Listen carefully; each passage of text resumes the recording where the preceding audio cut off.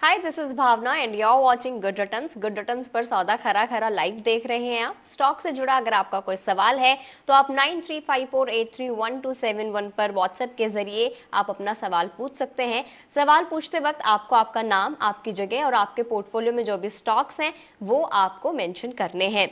आज के एपिसोड में हम लोग बात करेंगे आज की मार्केट की, क्योंकि 4 दिन की तेजी के बाद आज मार्केट में गिरावट देखने को मिली है। इसके अलावा इसमें आप रणनीति क्या अपना सकते हैं इसकी हम लोग बात करेंगे। उसके बाद आप लोगों के सवाल लेंगे जो आप लाइव कमेंट के जरिए, व्हाट्सएप के जरिए हमसे पूछेंगे। इसके बाद थर्ड सेगमेंट में हम लोग बात करेंगे आईपीओस के बारे में। तो इन सारी चीजों के ऊपर डिस्कस करने के लिए हमारे साथ रवि जी जुड़ चुके हैं, जो कि सीनियर मार्केट एक्सपर्ट हैं और सौदा खरा खरा में आपके सवालों का जवाब भी देंगे। सर, बहुत बहुत स्वागत है आपका। आज धन्यवाद की मार्केट मुझे मैम। जी, आज की मार्केट की ओपनिंग की अगर हम लोग बात कर लें तो गिरावट के साथ इसकी ओपनिंग हुई थी। सेंसेक्स 670 पॉइंट्स तक की गिरावट के साथ 81,345 पर ओपन हुआ था। निफ्टी में भी 200 पॉइंट्स की गिरावट यहां देखने को मिली थी और ये 24,789 के लेवल पर ओपन हुआ था। इसके बाद अगर हम लोग क्लोजिंग की बात कर ले तो 80,981 पर सेंसेक्स और निफ्टी 24,717 पर इसकी गिरावट के साथ, ये 1% की गिरावट के साथ बंद हुआ है। सेंसेक्स में 885 पॉइंट्स की गिरावट देखने को मिली है, जबकि निफ्टी में 293 पॉइंट्स की गिरावट देखने को मिली है। सर, जब हम मार्केट में एक रिकॉर्ड बनाते हैं उसके बाद मुनाफा वसूली का दौर शुरू हो जाता है, तो क्या आज की इस गिरावट को गंभीरता से लेना चाहिए या मानकर चले कि ठीक है गिरावट है लेकिन इसके बाद रिकवरी भी आ जाएगी? दूसरा, आज की मार्केट में मुनाफा वसूली के कारण आप क्या कुछ देख रहे हैं? जी भावना जी, देखिए आज जो मुनाफा वसूली देखने को मिली उसके पीछे दो वजह यहाँ पर इम्पॉर्टेंट है जिसको कि यहाँ पर इन्वेस्टर को समझना चाहिए। पहला, जिस तरीके से यूएस का जॉबलेस क्लेम डेटा और वहाँ पर जो अभी डेटा निकल कर आ रहे हैं, एक उसका सीधा सीधा इम्पैक्ट है और इस वजह से इंटरनेशनल मार्केट में एक बड़ी गिरावट देखने को मिली। उसका सीधा इम्पैक्ट भारत के बाजार में देखने को मिला। दूसरे पॉइंट की तरफ बिल्कुल। आते हैं तो जियो पॉलिटिकल टेंशन जिस तरीके से इंक्रीज हो गई अचानक से, उसका एक इम्पैक्ट आया और जियो पॉलिटिकल इम्पैक्ट की वजह से भी मार्केट में वो एक सीधा सीधा इम्पैक्ट दिख रहा है। तीसरा, अगर देखते हैं तो जिस तरीके से जापान ने अपने इंटरेस्ट रेट को इंक्रीज किया है वो कहीं ना कहीं से एक ये दिखाता, निगेटिव साइन इकोनॉमी के लिए दिखाता है। तो तीन बड़े रीजन जिनकी वजह से मार्केट में करेक्शन का दौर दिखना शुरू हुआ। अब आते हैं इम्पैक्ट की भारत का बाजार।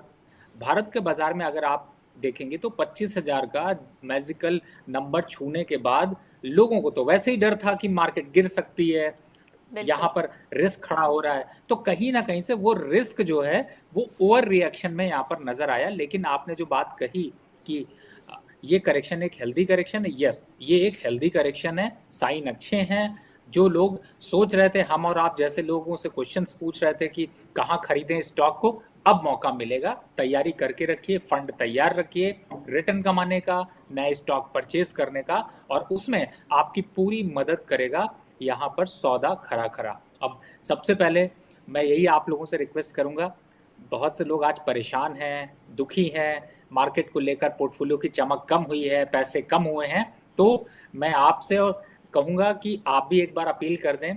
पहला जो मैं आपसे डिमांड करता हूँ वो एक ही चीज़ की करता हूँ, व्हाट्सएप स्टेटस पे जब तक ये लाइव चल रहा है आप लगा कर रखें, डिलीट कर दीजिएगा। कम से कम आपके दोस्त यार मित्र जो स्टॉक मार्केट में इंटरेस्ट रखते हैं, नहीं रखते हैं, हमारी पूरी टीम की जो मदद है वो कर पाए। क्योंकि हमें क्या चाहिए, आपको मैम क्या चाहिए, मैं आपसे क्वेश्चन पूछता हूँ।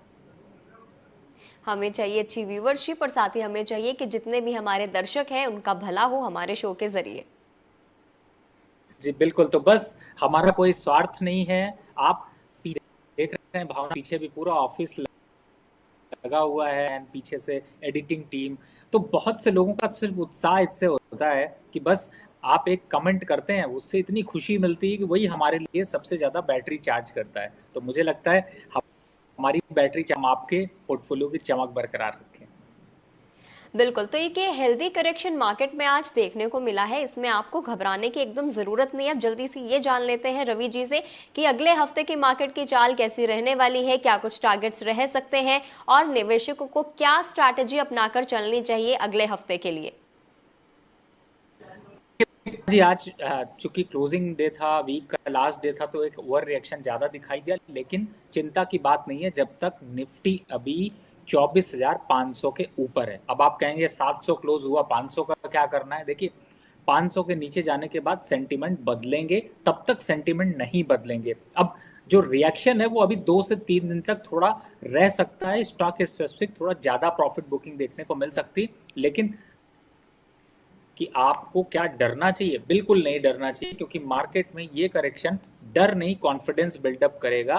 और ऐसा कुछ बहुत बड़ा चेंज नहीं है। जियोपॉलिटिकल टेंशन जब भी होती है थोड़ा सा गिरावट ज़्यादा दिखती है, तो मुझे लगता है अगले हफ्ते के लेवल्स को अगर ध्यान रखें तो जैसे ही वापस से 24,800 के ऊपर निकलेगा, फिर से 25,150, 24,500 के नीचे अगर जाएगा तो भावना मैम को तंग करिएगा, फिर से वापस नए लेवल्स देखेंगे, कहीं ना कहीं कुछ बचत करेंगे, पोर्टफोलियो के प्रॉफिट को थोड़ा बुक करेंगे, थोड़े से लॉस को स्विच करेंगे, लेकिन मार्केट में डटे रहेंगे। बिल्कुल सर, जिस तरीके से ये बात सामने आ रही है कि जियोपॉलिटिकल टेंशन की वजह से मार्केट में गिरावट देखने को मिली है, तो ऐसे में कौन कौन से ऐसे सेक्टर्स हैं जिनसे इस वक्त निवेशकों को बचना चाहिए? अगर उनके पास कोई शेयर है उसमें और बड़ी गिरावट आ सकती है, क्या कुछ हो सकता है? कौन से ऐसे सेक्टर्स देख रहे हैं आप?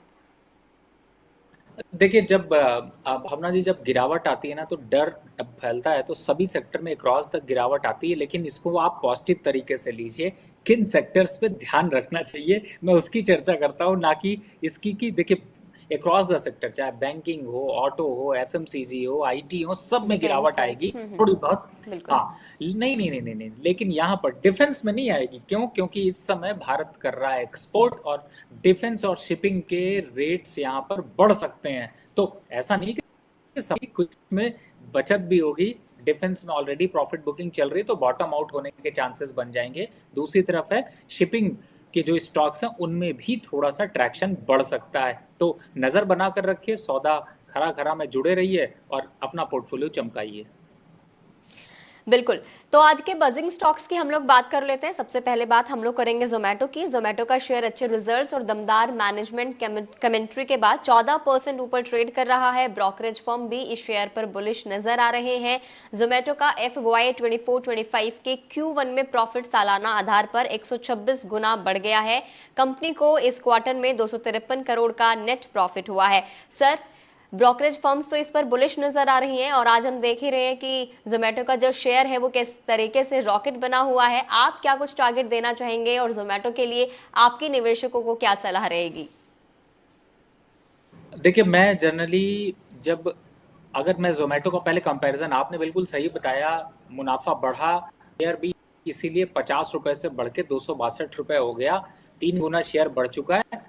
ये रुकने वाले रेट है। रुकने का मतलब है कि 270 280 यहाँ पर हाथ जोड़ लीजिए, वापस करेक्शन का वेट करिए। लंबी तेजी के आसार नहीं बने रहेंगे। थोड़ा मैनिपुलेटिव मूव जो आपको दिखाई दे रहा है उसमें आपको प्रॉफिट बुकिंग फिर से दिखाई देगी। तो मौका ये है कि 270 280 ये टारगेट आते हैं, अचीव होते हैं, प्रॉफिट बुक कर लीजिए। और अगर नहीं भी है तो भी 40% 50% प्रॉफिट यहीं पर काट लीजिए, क्योंकि इस स्टॉक में अब जो पॉजिटिव सेंटिमेंट थे उसकी वजह से ही स्टॉक इतना बढ़ा है। तो मुनाफा वसूल करने की राय यहाँ पर बनती है।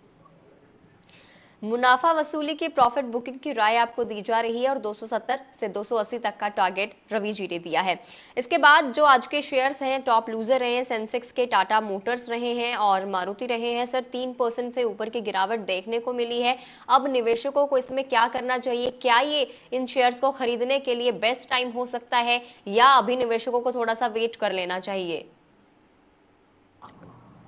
देखिए मैं सबकी भावना जी, थोड़ा सा टाइम स्टॉक मार्केट पे ना, आप जब आप कोई बिजनेस करते हैं ना, तो आप ऐसा नहीं होता कि आप हर दिन प्रॉफिट कर रहे हो। आपको गिन बिल्कुल। के 2 4 5 दिन अच्छा प्रॉफिट आता है। अगर आप बिजनेस कर रहे हैं तो अच्छे कस्टमर 2 3 दिन ही आते हैं। दूसरी तरफ अगर आप जॉब हैं तो उसमें भी आपको सैलरी में या मंथ के फर्स्ट वीक में मिलती है, यानी पूरा रगड़ कर काम करना पड़ता है। अब वही सेम फॉलो रूल होते हैं स्टॉक मार्केट में भी।